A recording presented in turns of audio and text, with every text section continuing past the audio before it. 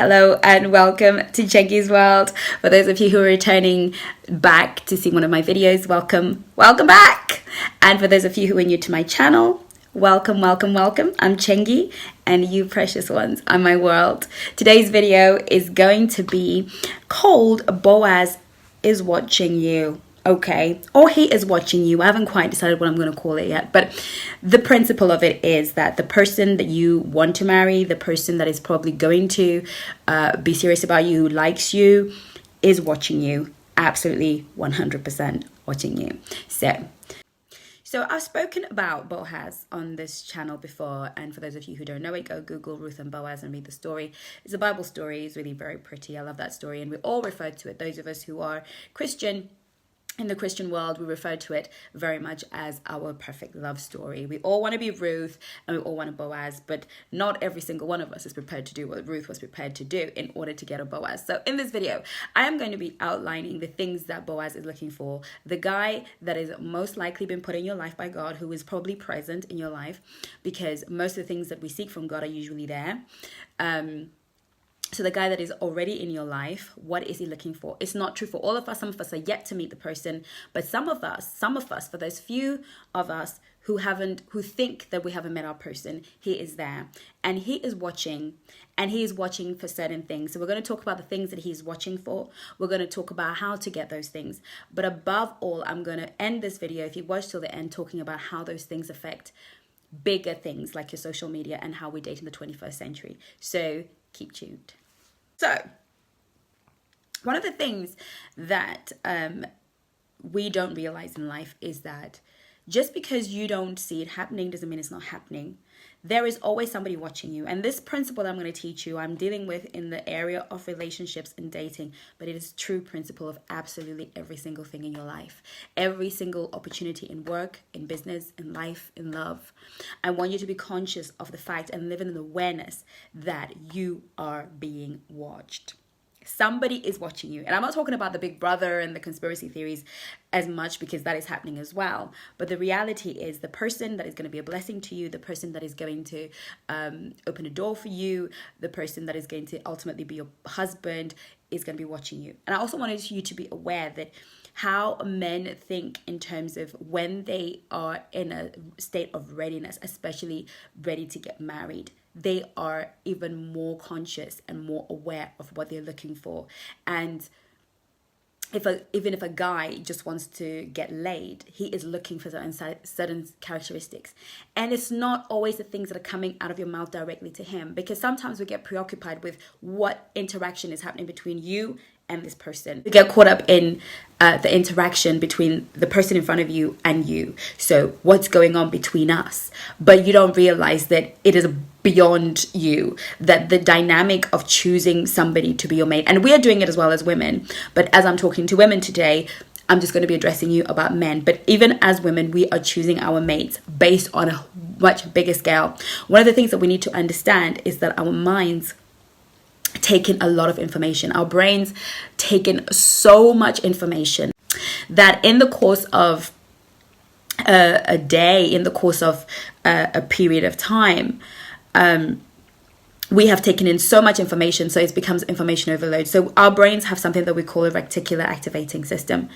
And I've spoken about this in other videos. And what that does, it just helps filter the information that we need to make it through the day. Based on your beliefs and your thought processes, your mind will therefore filter what it needs to keep your life going.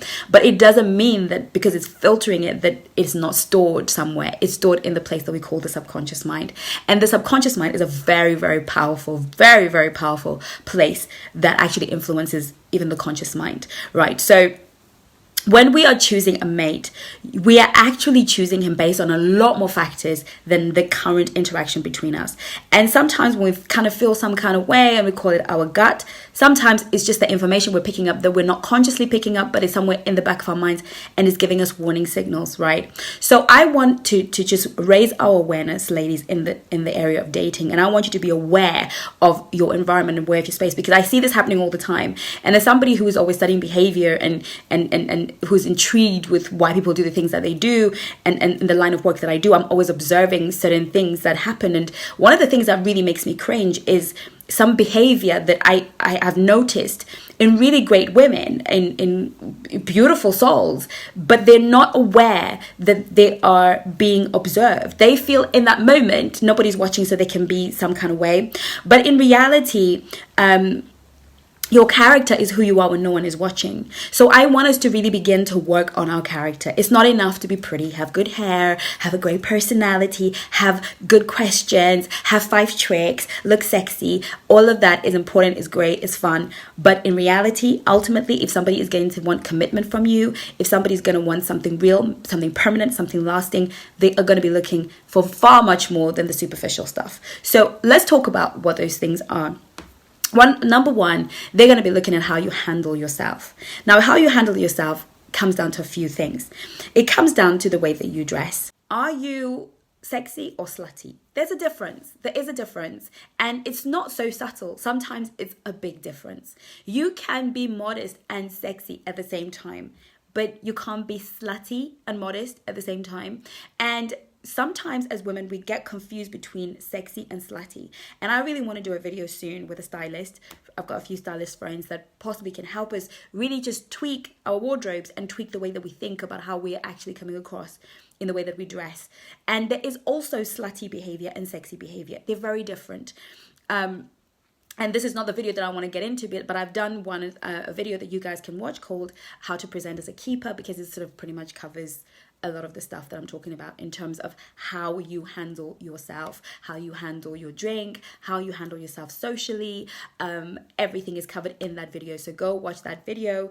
It's called How to Present as a Keeper. I should know the number, but all my videos are numbered, but I don't remember the number. So I'll put the link in the description box for that video. Okay. The second thing, the one thing that I don't mention in that video is as a single woman, you can't have off days. You can't have, I remember when I was working in the cosmetic world, and I remember my boss coming in, and I just had one of those bad hair days. I was just not feeling good. I couldn't be bothered to put any makeup on. And she said, Chengi, we don't have bad hair days in cosmetics.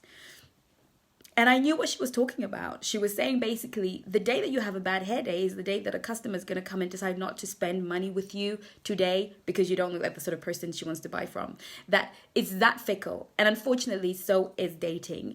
Men are visual and they're going to choose based on what they see. The day that you are having an off day, the day that you decide to just not wear your whatever was pretty and just come out like that to go to the shops is the day that you're likely going to meet that guy. So if you are serious about I'm not talking about being dolled up and looking perfect at every given opportunity that you can't even go to the supermarket, but I'm talking about having a standard that you maintain under every and all circumstances, because my mom always used to say, Chengi, you don't know who you're going to meet. The moment you leave the door, you don't know who you're going to meet. You don't know from the time you leave your door and get to the curb who you're going to meet. So my mom always used to say, if you were serious about finding somebody or being found by a guy, then always make sure that you keep a particular standard. And I always say to married women, maintain that standard, okay? So you don't have too many off days when the girl at work is having an on day every day, okay? Hello. So that's the one thing I just wanted to cover. So how you handle yourself, how you, the places that you go, the things that you enjoy, tell a man everything about who you are and vice versa. But the one thing that we're not conscious about, and I really just want to spend some time on this. You see, the thing is, when Boaz was watching Ruth, for a season he watched her. He watched how she interacted with other reapers. She watched how she interacted with Boaz was watching how he interacted with the men, how she interacted with the women. He was looking at how she treated her mother-in-law. He was looking at a bigger picture. He was looking at her whole disposition and everything and her reputation. And I want you girls to know that a woman's reputation is very, very fragile. And yes, we live in the 21st century, but it is what it is, okay? And your reputation is everything. And you need to be careful that you watch over your reputation. And when I'm talking about reputation, I'm talking about a reputation of warmth and kindness, a reputation of wisdom, a reputation of character traits that people, when they mention your name, certain things associated with you: kindness, warmth, wisdom, grace, elegance, beauty, whatever. But you need to understand that you are building what, I guess, we now call in the 21st century your brand. What is your brand? What is associated with, when we look at your brand, what do we think? Okay, so what's going to happen is a man who is looking to keep you, like who's looking for a keeper, who's trying to establish his life and establish some sort of, reality for himself, he's going to look at how you deal with other women, right? We sometimes don't realize that being a bitch to another woman and acting some kind of way to another woman, not being gracious, not being the kind of woman who, even when you're on a date with this guy, to turn around and say to another girl, hey, I love your shoes, they're so cute, you look good, right? We don't realize that he is judging who you are. If another woman's in your way, or she happens to be looking good or whatever, if you roll your eye and act like whatever, all of those things, they're signals. They're signals about how you are going to handle the women in his life. How are you going to handle the friends he's had before you came along, right? How are you going to handle his pretty friends? How are you going to handle his sister? How are you going to handle, the women in his life?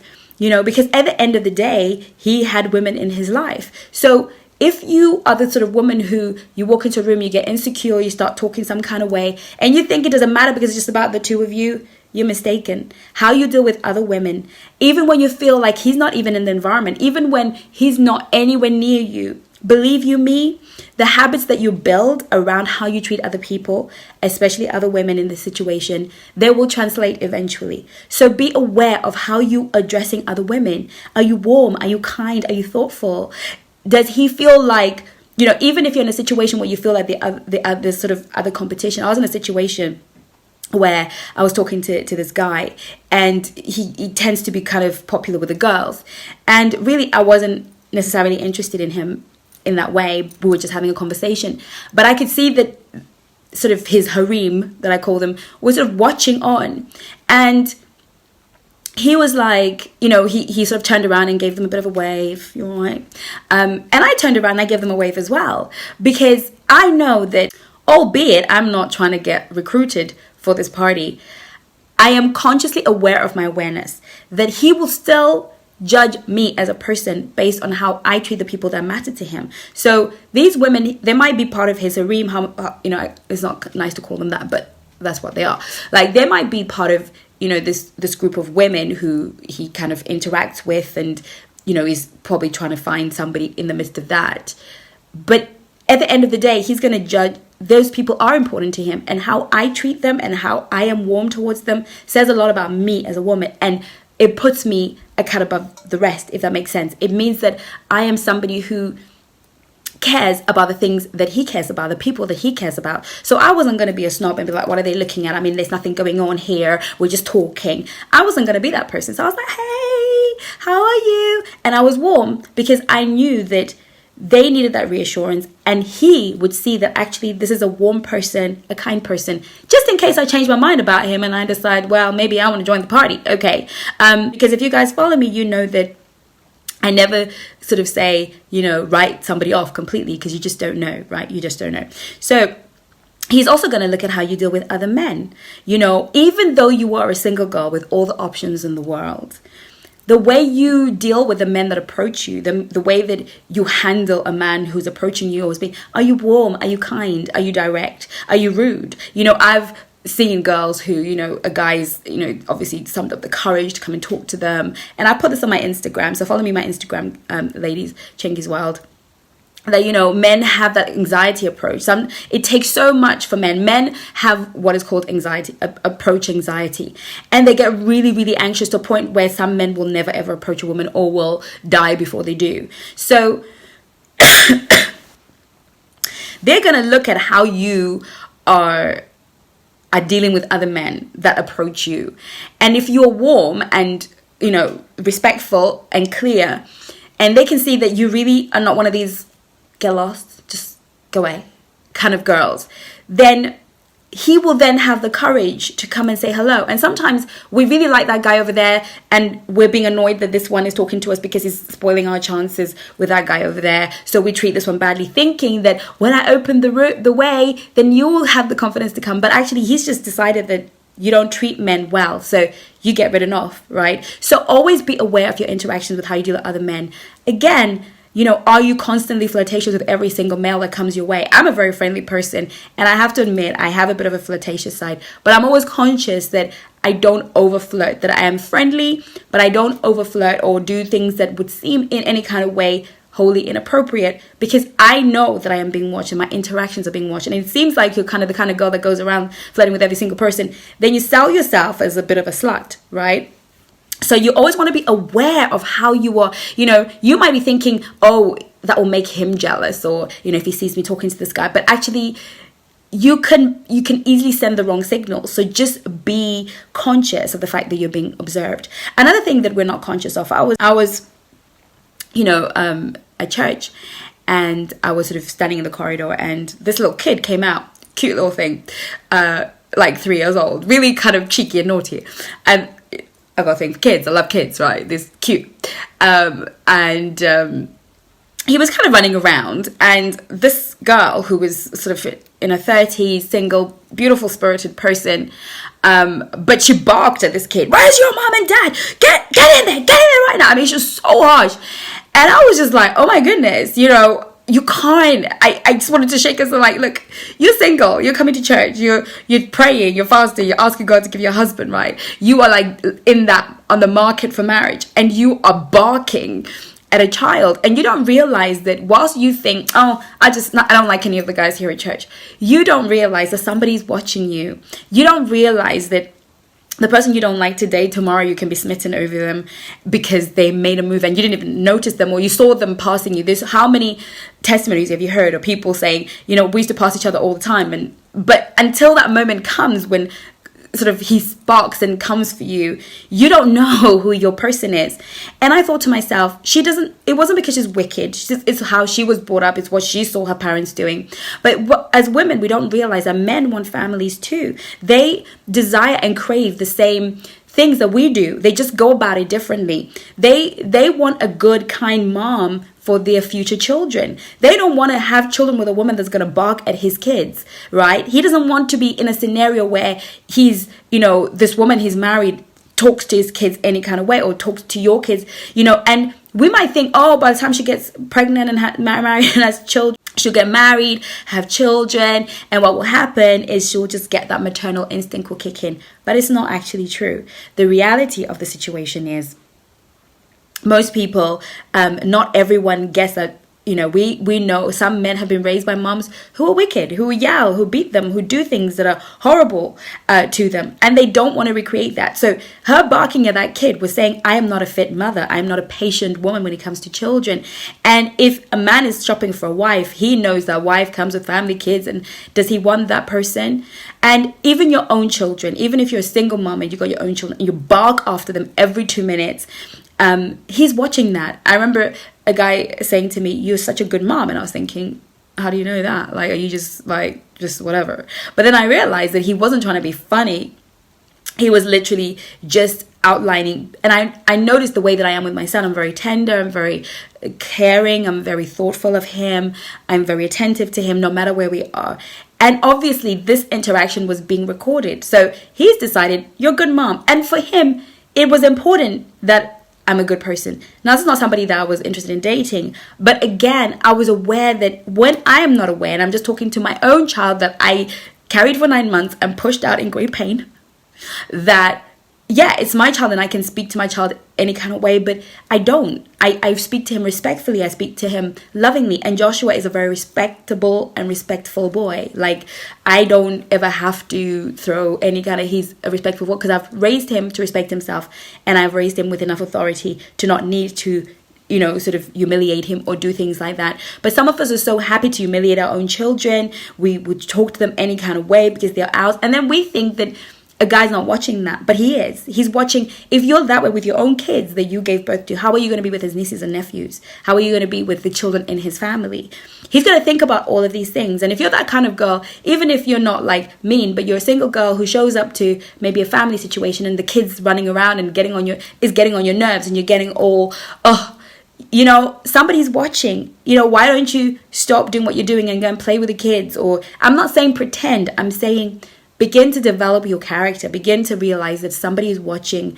And where you think nobody's watching, somebody is watching. And it might not even be him. It might be the person who will introduce you to him. It will be I've been in many situations where people want to introduce me to their brothers, their cousins, their friends, to the whatever, because they have seen me in my true state at a woman's thing, or, and they just think, oh, should be great for my brother, should be great for my cousin, or whatever. The reality of it is, even women are watching you. Even in a situation, somebody is watching you, and that person can be the key to the person that you're looking for. So be aware of how you treat children, how you treat your own parents, how you treat your own siblings. It's not okay, to not try with your family. We all come from crazy families. Some of us families are dysfunctional. Some of our families don't even need to exist. But nevertheless, how you are and your graciousness towards them says a lot about you, especially if a guy comes from a solid family where mom and dad are still together and, the family unit is still sound. He's going to care about how you speak about your parents and how you feel. Even if your family background is broken, are you gracious about it? Have you fallen out with one of your parents, like, indefinitely? Like, what is it that... How do you tell your narrative? How do you act around your family? Because that matters to him, because family matters to him. So, how do you treat your friends, and who are your friends? There's no point in saying, you know what, I'm a great girl, but like all your friends are like, crazy, drunken, kind of crazy. And then be like, but I'm different. Well, your friends are a reflection of who you are. So, have you checked your friends? Because actually you might be I'm the kind of girl that gets on with pretty much everyone. I get on with everyone, and I can befriend people that some people find kind of socially off.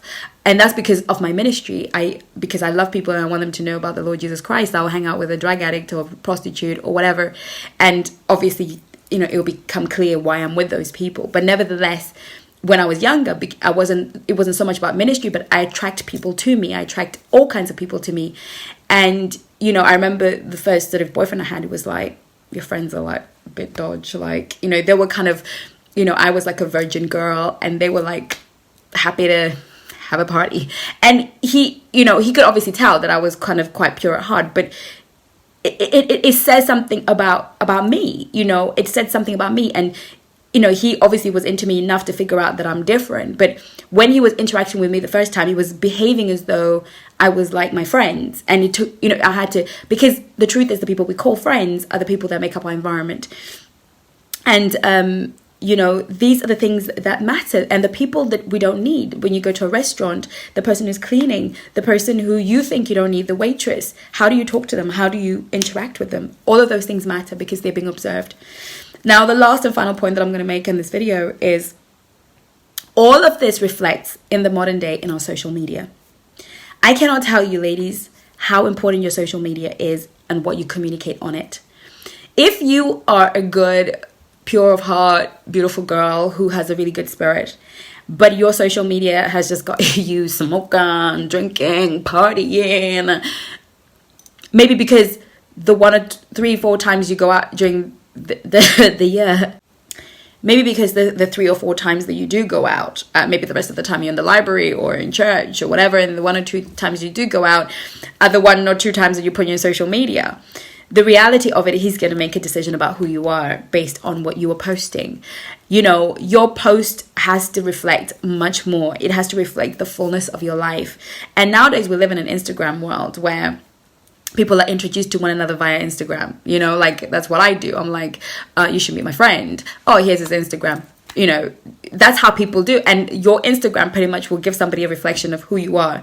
It will, your social media will give a reflection of who you are. And if you only have pictures of selfies or, partying with the girls, you will sell yourself short. And I had an incident where I was introducing a friend, and she's lovely, lovely, lovely, the person that I know, lovely, modest, sweet girl. But when I went on her Instagram, it's short skirts, boobs out, everything, and I was really embarrassed because I had sold her as a lady, because that's how I knew her, as a lady, right? So, she did not understand that It's everything. Your social media, your interaction with other people, they all make a difference to whether somebody will literally choose you or somebody else.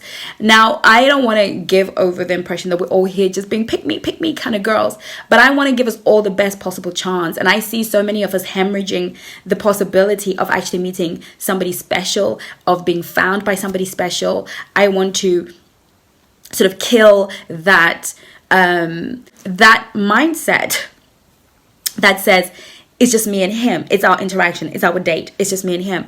Because actually some of you are probably still waiting for the guy you've been dating to marry you or to see you as a wife for a long time, because he can't see how, because the way you deal with everybody else other than him says, I can't marry this girl. Some of us, are good for a shag, but we want more, but we're not paying attention to how we're dealing and reacting to the rest of our world.